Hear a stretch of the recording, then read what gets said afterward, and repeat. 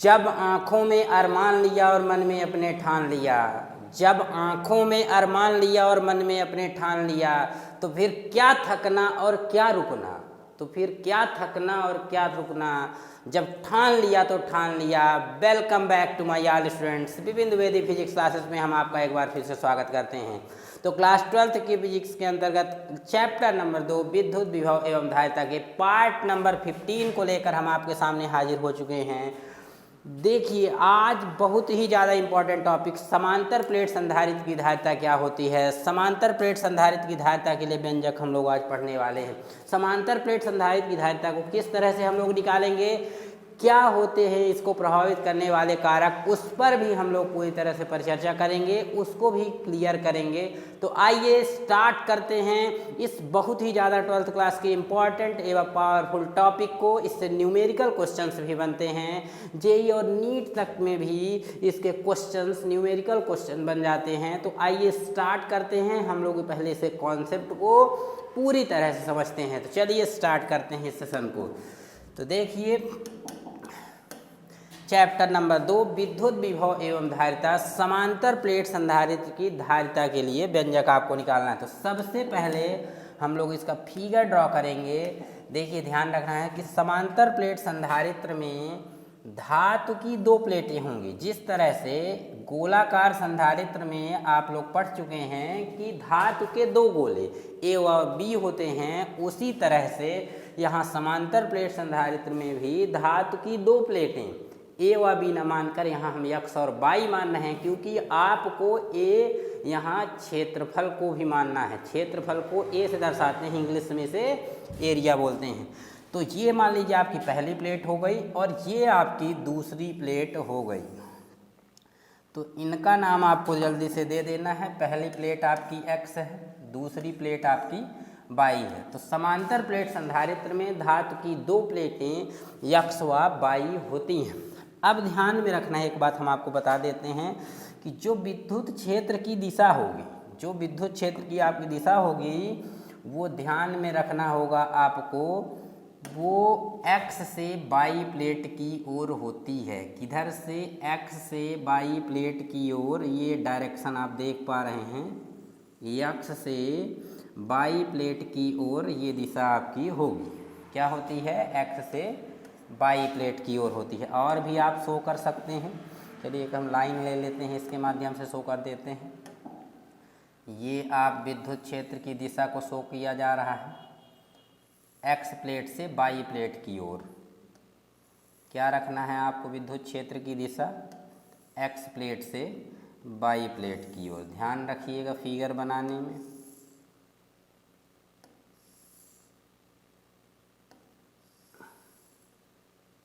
ये हो गई। इसमें डायरेक्शन को चलिए हम लोग वाइट कलर से शो कर देते हैं एरो को। ये देखिए, ए एक्स से वाई प्लेट की ओर आपकी डायरेक्शन होनी चाहिए। देखिए, समांतर प्लेट संधारित्र में धातु की दो प्लेटें एक्स और वाई होती हैं। माना प्रत्येक प्लेट का क्षेत्रफल ए, फिगर में आपको मान लेना है प्रत्येक प्लेट का क्षेत्रफल ए है, तथा प्लेटों के बीच की दूरी, ये जो दूरी है वो आपकी है स्मॉल डी। क्या मान लेना है इसे? आपको स्मॉल डी मान लेना है। समांतर प्लेट संधारित्र में धातु की दो प्लेटें एक्स और वाई होती हैं। माना प्रत्येक प्लेट का क्षेत्रफल कैपिटल ए तथा प्लेटों के बीच की दूरी डी है। अब क्या करना है इसके बाद आपको? प्लेट ए को प्लस क्यू कूलाम आवेश दिया जाता है। मान लीजिए ये आपकी प्लेट ए है और इस पॉइंट से हम लोग इसे प्लस क्यू आवेश दे देते हैं। कितना आवेश आपको देना है? प्लस क्यू आवेश दिया जाता है, जो इसके पृष्ठ पर समान रूप से वितरित हो जाएगा, क्योंकि ये जो प्लेट है वो चालक प्लेट है। ये जो प्लेट आपकी है वो कौन सी प्लेट है? चालक प्लेट है। तो ये समान रूप से वितरित हो जाएगा। अंदर वाली प्लेट पर भी अभी प्लस आवेश ही आएगा। यदि आप लोगों ने गोलाकार संधारित्र की धारिता के लिए व्यंजक नहीं देखा है तो आपको वीडियो में लिंक मिल जाएगी, हम आपको लिंक दे देंगे। वहां से जाकर पहले आप उसको देखेंगे, तब आपके दिमाग में कॉन्सेप्ट क्लियर हो जाएगा और इसके साथ ही संधारित्र का सिद्धांत क्या होता है, इस वीडियो लेक्चर को आपको जरूर देखना होगा। तो इसकी भी लिंक हम आपको डिस्क्रिप्शन में दे देंगे। तो चलिए अब ध्यान रखना है कि यहाँ पर प्लेट X को प्लस Q कूलाम आवेश दिया जाता है जो इसके पृष्ठ पर समान रूप से वितरित हो जाता है। विद्युत प्रेरण के कारण प्लेट B के आंतरिक सिरे पर कौन सा आवेश आ जाता है, -Q कूलाम आवेश उत्पन्न हो जाता है जो इसके आंतरिक सतह पर समान रूप से वितरित हो जाता है। और एक बात और, तथा जो आपकी ये प्लेट बाई है उसका संबंध कहाँ से करना होता है, एक प्लेट का। जब कभी भी आप संधारित्र का अध्ययन करते हैं तो एक प्लेट का संबंध आपको अंतिम वाली जो भी प्लेट है या अंतिम वाला गोला है उसका संबंध आपको पृथ्वी से करना होता है। कहाँ से करना होता है, पृथ्वी से। तो ये देखिए पृथ्वी से कर दिए, इस टाइप से आपको इसका संबंध पृथ्वी से करना है। सबसे पहले पृथ्वी से करने के लिए बड़ी प्लेट, फिर इसके बाद इससे भी छोटी प्लेट, फिर छोटी प्लेट और फिर से छोटी प्लेट। अब देखिए मतलब सबसे पहले एक आध प्लेट और बना देते हैं। अरे इसी में बन गई, ये यहाँ बना दी।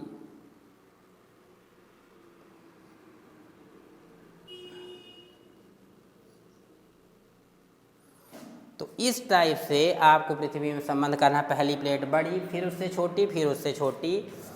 तो कुल मिलाकर अब हम बात कर लेते हैं इसकी कुल लैंग्वेज की क्या होगी। समांतर प्लेट संधारित्र में धातु की दो प्लेटें X और Y होती हैं।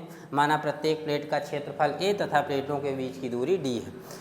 प्लेट X को प्लस Q कूलाम आवेश दिया जाता है जो इसके पृष्ठ पर समान रूप से वितरित हो जाता है। विद्युत प्रेरण के कारण प्लेट B के आंतरिक सिरे पर कौन सा आवेश उत्पन्न हो जाता है, -Q कूलाम आवेश उत्पन्न हो जाता है तथा प्लेट B का संबंध पृथ्वी से कर दिया जाता है। एक चीज़ आपको इसमें और लिखना है, इंक्लूड करना कहीं पर भी कर सकते हैं कि माना दोनों प्लेटें के परावैद्युतांक के कुचालक माध्यम में स्थित हैं तथा प्रत्येक प्लेट पर आवेश का पृष्ठ घनत्व सिग्मा है। इसमें आवेश न लेकर आप देखेंगे हम आवेश का पृष्ठ घनत्व लेते हैं और जिसका सूत्र होता है, जिसका फार्मूला जो है आपका सिग्मा इक्वल टू Q/A। क्या फार्मूला होता है, सिग्मा इक्वल टू Q/A। कहने का मीन्स है कि आवेश का पृष्ठ घनत्व सिग्मा बराबर आवेश बटे क्षेत्रफल होगा। तो चलिए आगे की ओर मूव करते हैं और इस फिगर का नाम दे देंगे, चित्र का नाम दे देंगे समांतर प्लेट संधारित्र की धारिता। हेडिंग अभी हम लिखे देते हैं। हेडिंग का मीन्स है, यहाँ जो टॉपिक की हेडिंग है यही होगी समांतर प्लेट संधारित्र की धारिता। तो आपके दिमाग में लैंग्वेज फिक्स हो गई होगी, यदि नहीं हुई है तो टेंशन मत लीजिए, हम लोग स्मार्ट तरीके से इसको आपको दिखा देते हैं। आइए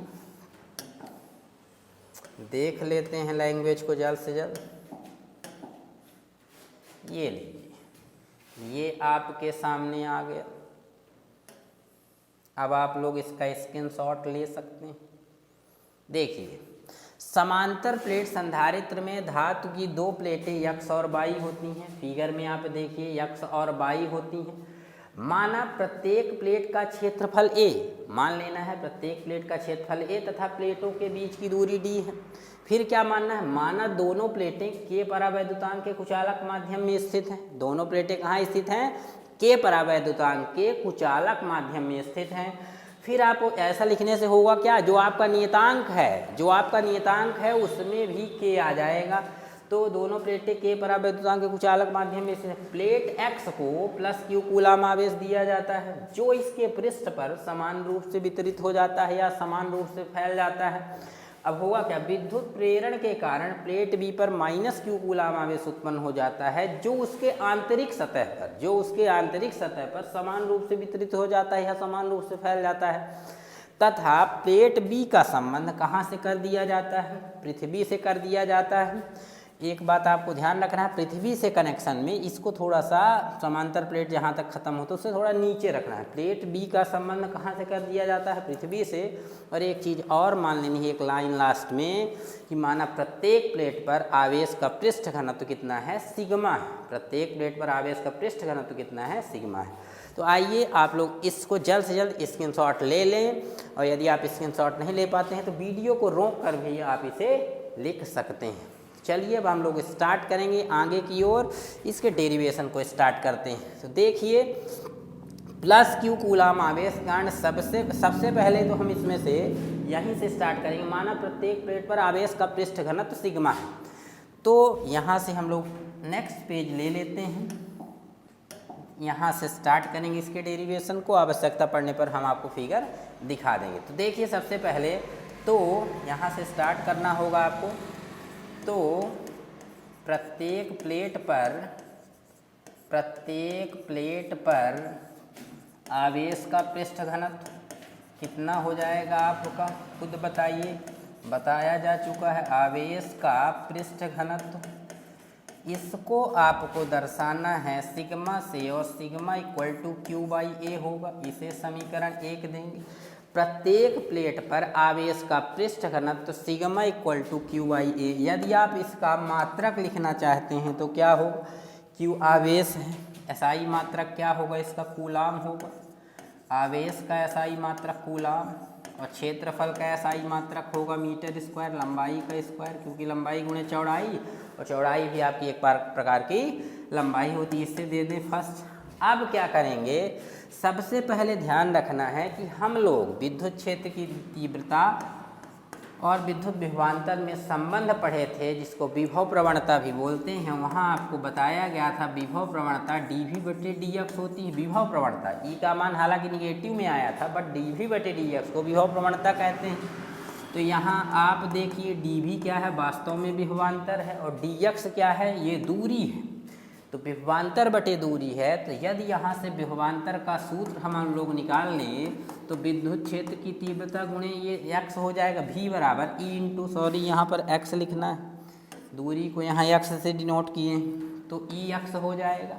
कहने का मीन्स कि विद्युत क्षेत्र की तीव्रता गुणे दूरी, क्या, विद्युत विभवांतर बराबर, और धारिता निकालने का, धारिता का सूत्र ही है आवेश बटे विभव या विभवांतर। तो इसलिए आपको सबसे पहले क्या करना होगा, प्लस क्यू कूलाम आवेश कांड, प्लेट ए पर विद्युत क्षेत्र की तीव्रता निकालेंगे, प्लेट बी पर निकालेंगे, दोनों का कुल निकालेंगे, रिजल्टेंट निकालेंगे, मतलब परिणामी तीव्रता निकालेंगे, और उसके बाद हम लोग विद्युत विभवांतर का फार्मूला लगाएंगे E इंटू एक्स, मतलब E इंटू एक्स के स्थान पर यहाँ प्लेटों के बीच की दूरी रहेगी, और विभवांतर निकालने के बाद धारिता के सूत्र में रख देंगे, तो आपका रिजल्ट आ जाएगा। हम पहले ही आपके दिमाग में कॉन्सेप्ट फिक्स कर दिए हैं कि आपको क्या क्या करना है।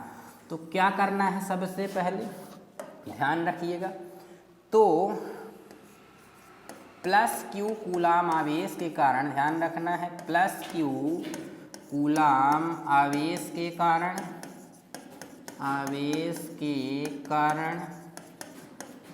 प्लेट ए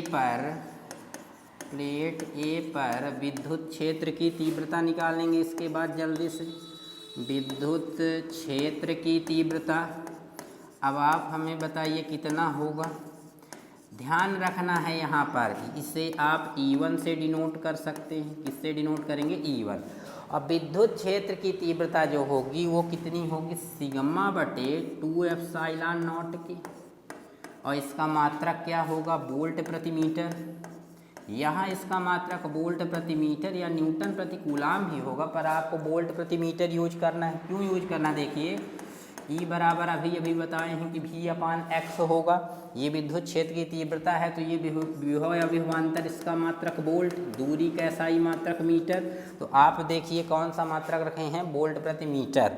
और ध्यान रखना है ये एक सदिश राशि है, विद्युत क्षेत्र की तीव्रता एक सदिश राशि है। इसमें जो दिशा ली गई है प्लेट x से परे, डायरेक्शन लिखेंगे प्लेट x से परे, यानी होता है दूर, प्लेट x से परे, और इसे ही आपको इक्वेशन नंबर फर्स्ट भी देना है।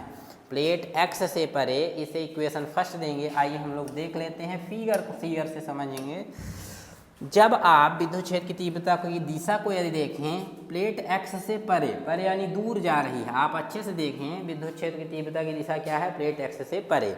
दूसरी बात जो हम करेंगे, ये रिजल्ट कहाँ से आपको मिला है, सिग्मा बटे 2 एप्सिलॉन नॉट के चैप्टर नंबर फर्स्ट में आवेश के दो अनंत समतल चादरों के लिए विद्युत क्षेत्र की तीव्रता के लिए व्यंजक में इसी टाइप का रिजल्ट आता है। हालांकि वहाँ परिणामी तीव्रता निकाली गई है तो एप्सिलॉन नॉट के बसाया है। यहाँ पर जब आप हर प्लेट के कारण अलग अलग निकालेंगे तो आप पाएंगे कि सिग्मा बटे 2 एप्सिलॉन नॉट के होता है। यदि आपसे वो डेरिवेशन नहीं आता है तो आप हमें कमेंट सेक्शन पर बता दें, हम उसको भी क्लियर कर देंगे। तो चलिए आगे की ओर मूव करते हैं। इसी प्रकार से अब हम लोग क्या करेंगे, इसी प्रकार से हम लोग माइनस क्यू कूलम आवेश के कारण अब क्या करना है, ध्यान रखिएगा। इसी प्रकार हम लोग क्या करेंगे, माइनस क्यू कूलम आवेश के कारण क्योंकि प्लेट बी पर कौन सा आवेश आया है, माइनस क्यू, प्लेट बी पर विद्युत क्षेत्र की तीव्रता, शॉर्ट में लिख दिए विद्युत क्षेत्र की तीव्रता, कितना रिजल्ट आपका होगा खुद बताइए। क्या ये E2 होगा, तो E2 इक्वल टू, देखिए इसका भी रिजल्ट सेम ही होगा, सिग्मा बटे 2 एप्सिलॉन नॉट के। ध्यान रखना है आवेश ना रखकर आपको अंश में आवेश का पृष्ठ घनत्व रखना है, और इसका भी मात्रक आपका क्या होगा, वोल्ट प्रति मीटर। और जो दिशा होगी प्लेट बाई की ओर, किसकी ओर, प्लेट बाई की ओर। यदि आप अच्छे से देखें फिगर को फिर से दिखा देते हैं, ये देखिए ये जो दिशा है बाई के लिए, प्लेट बाई की ओर एरो आ रही है, मतलब किधर है, प्लेट बाई की ओर। तो यहाँ से एक चीज़ और क्लियर है कि E1 मतलब प्लेट X से जो विद्युत क्षेत्र की दिशा है वो दूर जा रही है, बाई की ओर आ रही है। तो E1 और E2 की दिशाएं क्या हैं, समान हैं। तो आप लिख सकते हैं कि यहाँ वेक्टर E1 और वेक्टर E1 और वेक्टर E2 की दिशाएं कैसी हैं, वेक्टर E1 और वेक्टर E2 की दिशाएं समान हैं। अतः बिंदु किस बिंदु पर आप निकालेंगे, अतः ध्यान रखना है क्योंकि विद्युत क्षेत्र की तीव्रता किसी बिंदु पर ज्ञात की जाती, तो ऐसा लिखने, अतः संधारित्र के किसी बिंदु पर या संधारित्र के किसी बिंदु का नाम भी आप चाहें तो ले सकते हैं PU, बिंदु पर परिणामी विद्युत क्षेत्र की तीव्रता, परिणामी यानी कुल, परिणामी विद्युत क्षेत्र की तीव्रता। तो परिणामी तीव्रता में क्या करेंगे, टोटल करेंगे दोनों। अब देखिए क्योंकि इनकी दिशाएं समान हैं, दिशाएं इनकी क्या हैं, समान हैं, इसलिए आपको क्या करना होगा, दिशाएं समान होने के कारण इनको ऐड कर देना होगा। परिणामी तीव्रता को यदि हम E मान लें तो E बराबर क्या होगा, ये आपका E1 प्लस E2 हो जाएगा। इसको इधर एडजस्ट कर लीजिए। अब देखिए E1 और E2 के हम लोग मान रख लेंगे। कहाँ से रखना है आपको, इक्वेशन नंबर फर्स्ट, सॉरी ये इक्वेशन सेकंड है, और इसको भी आप लोग इक्वेशन थर्ड बना लें। इक्वेशन नंबर सेकंड और थर्ड से वैल्यू रखेंगे। इक्वेशन सेकंड में कितना है, सिग्मा बटे 2 एप्सिलॉन नॉट के, प्लस यहाँ पर भी है सिग्मा बटे 2 एप्सिलॉन नॉट के। तो यदि आप इनका एलसीएम लेंगे तो क्या रिजल्ट आपको मिलेगा, देखिए एलसीएम लेने पर आपको रिजल्ट मिलेगा 2 एप्सिलॉन नॉट के, कितना मिलेगा, 2 एप्सिलॉन नॉट के। और क्योंकि एलसीएम सेम है तो अंश में सिग्मा प्लस सिग्मा ही सेम आएगा, इससे डिवाइड करेंगे एक बार जाएगा वही रहेगा, ये आपको पता होगा। तो ये आपका 2 सिग्मा हो जाएगा बटे 2 एप्सिलॉन नॉट के, 2 से 2 आपका कैंसिल होगा। और सिग्मा का मान क्या होता है आपको पता होगा, बता चुके हैं, समीकरण 1 में लिखा भी है कि सिग्मा का जो आपका मान होगा वो होगा Q/A होगा। और यहाँ पर सिग्मा की जगह में Q/A रखेंगे तो ये आपका बटे में आएगा, और एप्सिलॉन नॉट सिग्मा का कितना मान होगा, Q/A, और E है इसका भी मात्रक क्या होगा, वोल्ट प्रति मीटर होगा। कितना मात्रक होगा आपका, वोल्ट प्रति मीटर होगा, और ये ई का रिजल्ट हो जाएगा। परिणामी विद्युत क्षेत्र की तीव्रता आपके दिमाग में फिक्स हो गया होगा। आपको एक बार हम जल्दी से पूरा दिखा देते हैं। अब देखिए, ये रहा रिजल्ट, ये देखिए, जल्दी जल्दी देख डालिए। सबसे पहले प्लस क्यू कूलाम आवेश कारण विद्युत क्षेत्र की तीव्रता ई का, आप इसको याद कर लें, E1 का रिजल्ट सिग्मा बटे 2 एप्सिलॉन नॉट के, सिग्मा बटे 2 एप्सिलॉन नॉट के। E2 का भी सेम वही मान, दिशा याद रखना है क्योंकि विद्युत क्षेत्र की तीव्रता एक सदिश राशि है। E1 और E2 की दिशाएं समान हैं, तो अतः संधारित्र किसी बिंदु पर परिणामी तीव्रता जब निकालेंगे, दिशा समान है तो दोनों ऐड हो जाएंगे। दोनों का मान रख लिए, कहाँ से बल्कि मान रखें ये आप लिख सकते हैं कि समीकरण 2 और 3 से, समीकरण 2 व 3 से ही तो मान रखें। ये देखिए आप, 2 में है आपका E1 का मान और 3 में है आपका E2 का मान। फिर क्या करेंगे, एलसीएम लेना है क्योंकि बीच में प्लस है, फ्रैक्शन है, भिन्न है, तो एलसीएम लेने के बाद 2 से 2 आपका कैंसिल हो गया, सिग्मा प्लस सिग्मा 2 सिग्मा, और सिग्मा का मान रख देंगे Q/A। कहाँ से रख लिए हैं, इसको भी एक समीकरण आपको बनाना होगा, और यहाँ पर लिख देते हैं, इसको समीकरण बना दीजिए 4, और यहाँ पर लिखना होगा समीकरण 1 से। समीकरण 1 से का मतलब है, समीकरण 1 से सिग्मा की जगह पर Q/A रख देना है। आई होप आपको यहाँ तक बिल्कुल क्लियर हो गया होगा। आइए मूव करते हैं आगे की ओर। अब देखिए, सबसे पहले हम लोग बढ़ेंगे, विभवांतर निकालेंगे। क्या निकालेंगे, दोनों प्लेटों के बीच विभवांतर, और सूत्र शुरू में बता दिए, कहाँ से निकलता है एक बार और बता देते हैं। E बराबर आपका dV बटे dx, विभव प्रवणता के लिए फार्मूला, सॉरी ये dV है, विभव प्रवणता के लिए फार्मूला है आपका ये। अब यहाँ पर dV क्या है, वास्तव में विभवांतर है, और dx दूरी है, मतलब कुल मिला के इसे आप ये भी लिख सकते हैं कि E इक्वल आपका V/x होगा। तो V/x होगा तो V इक्वल क्या होगा, ये x इधर आके मल्टीप्लाई में E इंटू x होगा। E विद्युत क्षेत्र की तीव्रता है और x जो है दूरी है। तो यहाँ पर विद्युत क्षेत्र की तीव्रता का परिणामी रिजल्ट हम लोग अभी अभी निकाले हैं।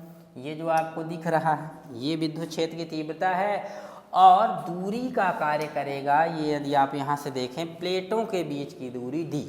तो दोनों प्लेटों के बीच आपको अब क्या निकालना होगा, विभवांतर निकालना होगा। अब क्या निकालेंगे, दोनों प्लेटों के बीच विभवांतर। तो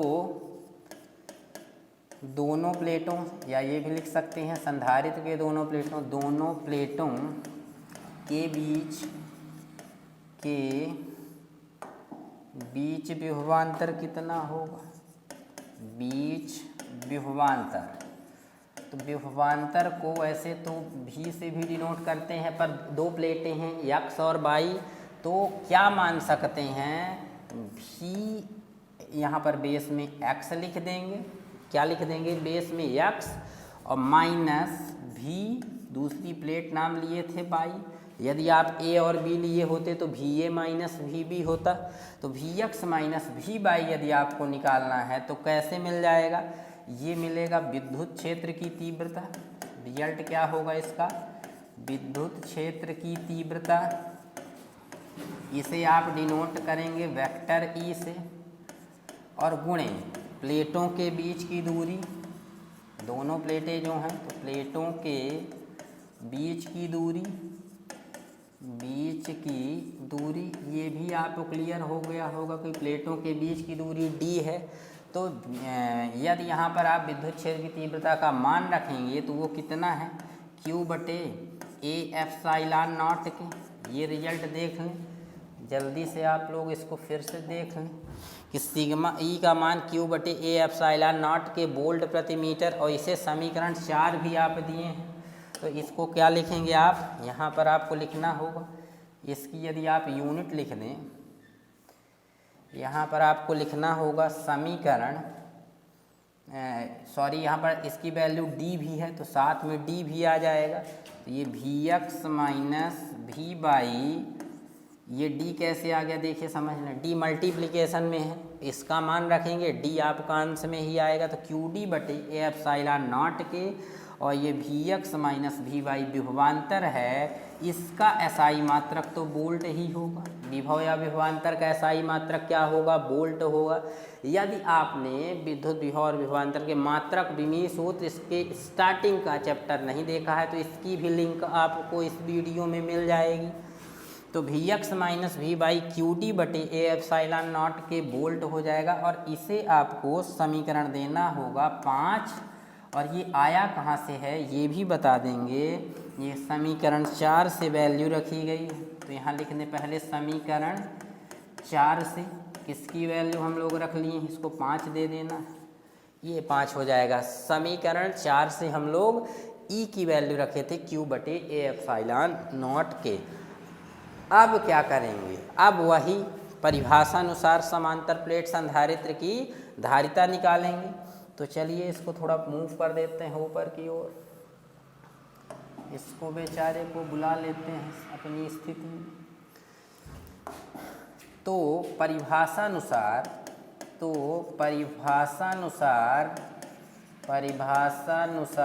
समांतर प्लेट संधारित्र की धारिता, समांतर प्लेट संधारित्र की धारिता, ये देखिए संधारित्र की धारिता क्या रिजल्ट आपका होगा? C बराबर आवेश बटे विभव या विभवांतर। तो यहाँ पर आपका आवेश कितना था? Q, और विभव या विभवांतर में यदि आप देखें ये क्या है, आपको यहाँ रखना होगा V X minus V Y. कितना रखना होगा? V X minus V Y एक बार रख दें। तो अब देखें इसमें वैल्यू रख दीजिए, तो Q सेम रहेगा, और V X minus V Y की वैल्यू क्या है? क्यू डी अपॉन में ये स्लैश टाइप का अपॉन कर दी ए एप्सिलॉन नॉट के। Q से Q आपका क्या कैंसिल होगा, और थर्ड नंबर का डिवाइड कहाँ चला जाता है? अंश में चला जाएगा। इसको थोड़ा सा मूव कर लेते हैं ऊपर की ओर, यथा स्थान पहुँचा दीजिए इसको। अब देखिए ये आपका हो जाएगा ए एप्सिलॉन नॉट के, ये आपका अपॉन में डी सेम रहेगा, ये सी है, और सॉरी ये कैपिटल सी लगना चाहिए आपका, कैपिटल सी है, और इसका जो एसआई मात्रक है वो होता है फैराड जी। फैराड माइकल फैराडे के नाम पर रखा गया था। ये किसके नाम पर रखा गया था धारिता का मात्रक? माइकल फैराडे के सम्मान पर। माइकल फैराडे ने इसके संबंध में रिसर्च किया था, उन्हीं के नाम पर ही तो इसे फैराड दिया गया। अब आप इसको एक अच्छे से सुंदर से ब्रैकेट में भर दीजिए, क्योंकि ये आपका मेन रिजल्ट है। इसे आपको इक्वेशन देना होगा 6, कितना दे देंगे? समीकरण 6। अब आइए आगे की ओर मूव कर लेते हैं एक बार, ध्यान रखिएगा, जल्दी से मूव कर लेते हैं हम लोग। सबसे पहले आप हमें बताइए कि इसकी CGS वैल्यू में कितना मान होता है, खुद कमेंट करें जल्दी से। CGS पद्धति में कितना मान होता है इस चैप्टर के नियतांक का? तो CGS पद्धति में वायु या निर्वात में ध्यान रखना है आपको। वायु या निर्वात में नियतांक का कितना मान है आपका? 1/4 पाई एप्सिलॉन नॉट के इक्वल, ये आपका 1 है। तो यदि इसको थोड़ा और सॉल्व कर देंगे तो आपको 4 पाई एप्सिलॉन नॉट के की वैल्यू 1, क्योंकि ये इधर जाएगा 1 से मल्टीप्लाई, इक्वल इधर लेफ्ट साइड में 1 बचेगा, राइट में रखना है, इसको लेफ्ट में रख देना है। अब यदि आप देखें तो यहाँ एप्सिलॉन नॉट के बस है, तो यहाँ पर भी एप्सिलॉन नॉट के, तो इसका मान निकाल लीजिए एप्सिलॉन नॉट के का। तो क्या ये 1/4 पाई होगा? तो आप कहेंगे जी सर 4 पाई मल्टीप्लाई में था, डिवाइड में होगा। अब एप्सिलॉन नॉट के का मान आपको समीकरण 6 में रखना है। तो समीकरण 6 से, तो समीकरण कितने से? 6 से आपका, अब देखिए समीकरण 6 से कितना हो जाएगा? C बराबर, आप हमें खुद बताइए कि ये देखिए यहाँ पर ए रहेगा, एप्सिलॉन नॉट के की जगह में 1/4 पाई, तो ए बटे 4 पाई डी हो जाएगा। कितना हो जाएगा? ए बटे 4 पाई डी। और इसका जो मात्रक होगा वो क्या मात्रक होगा? ये मात्रक होगा स्थैत फैरेड, धारिता का CGS मात्रक स्थैत फैरेड। और इसे आप इक्वेशन नंबर कितना दे देंगे? 7। इक्वेशन नंबर दे देंगे 7। इसको भी आप लोग एक ब्रैकेट में फिक्स कर दीजिए। ये हो गया आपका मेन रिजल्ट। तो ध्यान रखना, इसके बाद आपको लिखेंगे समीकरण 6 व 7 ही, समीकरण 6 व 7 ही हेडिंग के लिए व्यंजक है, हेडिंग के लिए व्यंजक हैं लिखना है नहीं, बहुवचन है। 6 भी है, 7 भी है, ये SI पद्धति में है और ये आपका CGS पद्धति में है। आई होप आपके दिमाग में ये 100% फिक्स हो गया होगा। हेडिंग का मतलब है कि समांतर प्लेट संधारित्र की धारिता के लिए क्या है? व्यंजक। तो चलिए अब हम लोग मूव करेंगे, समांतर प्लेट संधारित्र की धारिता को प्रभावित करने वाले कारक क्या क्या हैं। देखिए जल्दी से पहले हम लोग देख लेते हैं। और प्रभावित करने वाले कारक कभी भी याद नहीं किए जाते हैं, रिजल्ट से, जो इसका सूत्र होगा वहीं से निकाले जाते हैं। तो आप देखें SI पद्धति वाला ये जो रिजल्ट है ए एप्सिलॉन नॉट के बटे डी, तो यदि आप देखें यहाँ पर आपका दिख रहा होगा, यदि आप अच्छे से देख लें तो ये आपका ए दिख रहा होगा, ये सी और ए दोनों अंश में है। ए है क्या? प्रत्येक प्लेट का क्षेत्रफल। तो प्रत्येक प्लेट के क्षेत्रफल कैपिटल ए का मान बढ़ाने पर संधारित्र की धारिता का मान या समांतर प्लेट संधारित्र की धारिता का मान बढ़ जाता है। रीजन ये है क्योंकि ये इसके अनुक्रमानुपाती, आप खुद देखिए सी अनुक्रमानुपाती है ए के, मतलब प्रत्येक प्लेट के क्षेत्रफल या कैपिटल ए का मान बढ़ाने पर समांतर प्लेट संधारित्र की धारिता का मान बढ़ जाता है क्योंकि सी अनुक्रमानुपाती ए। दूसरे नंबर में डी, यदि आप देखें डी बटे में है, सी व्युत्क्रमानुपाती है, डी के 1/d होगा। मतलब कहने का मीन्स है कि दोनों प्लेटों के बीच की दूरी d का मान बढ़ाने पर, यदि आप बढ़ाते हैं तो क्योंकि ये व्युत्क्रमानुपाती है, इन्वर्सली प्रोपोर्शनल है, तो d बढ़ेगा तो c क्या होगा? घट जाएगा। मतलब समांतर प्लेट संधारित्र की धारिता का मान घट जाता है। और तीसरा और अंतिम कारक माध्यम पर निर्भरता, ये के महाराज जो आपको दिख रहे हैं, तो माध्यम पर निर्भरता और दोनों प्लेटों के बीच के परावैद्युतांक का कुचालक माध्यम स्थित होने पर उसकी धारिता का मान के गुना बढ़ जाता है। क्यों बढ़ेगा? क्योंकि यदि इसका मान लीजिए 2 आता है, ए एप्सिलॉन 0d इतने का मान 2 है, और यदि के का मान 5 हो जाए तो टोटल वैल्यू 10 फैरेड, 2 × 5 के का मान, तो के का मान 5 था तो ये 2 से 5 गुना बढ़ा 10 हो गया, 7 होता तो 7 गुना बढ़ता 14 हो जाता, 8 होता तो 16 हो जाता, 8 गुना बढ़ता, के है तो के गुना बढ़ेगा। मतलब दोनों प्लेटों के बीच वायु या निर्वात के स्थान पर के परावैद्युतांक का कुचालक माध्यम स्थित होने पर समांतर प्लेट संधारित्र की धारिता का मान के गुना बढ़ जाता है। कितने गुना बढ़ जाता है? के गुना बढ़ जाता है। तो इन्हीं 3 कारकों को आपको लिखना होगा। आइए ले लेते हैं अगला पेज। अब दिखा देते हैं आपको कि कैसे आपको लिख लेना है।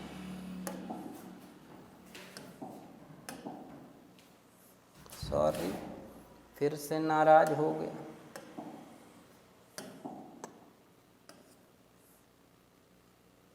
और ये रहा समांतर प्लेट संधारित्र की धारिता को प्रभावित करने वाले कारक।